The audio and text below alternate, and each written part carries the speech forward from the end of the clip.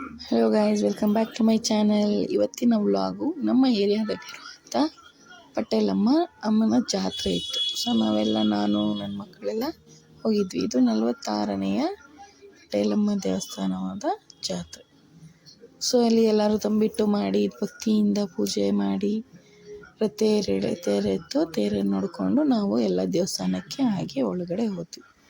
So ಅಲ್ಲಿ ದೇವರೆಲ್ಲ ತಲೆ ಮೇಲೆ ಕೂರಿಸ್ಕೊಂಡು ದೇವ್ರನ್ನೆಲ್ಲ ಡ್ಯಾನ್ಸ್ ಆಡಿ ನನ್ನ ಮಗಳು ವೀಡಿಯೋ ಮಾಡಿ ಅಂದರೆ ಈ ರೀತಿ ಮಾಡಿಕ್ಕಿದ್ದಾಳೆ.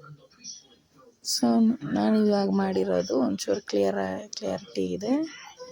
ಸೊ ನೋಡಿ ಎಷ್ಟು ಚೆನ್ನಾಗಿ ಡ್ಯಾನ್ಸ್ ಮಾಡ್ತಾರೆ.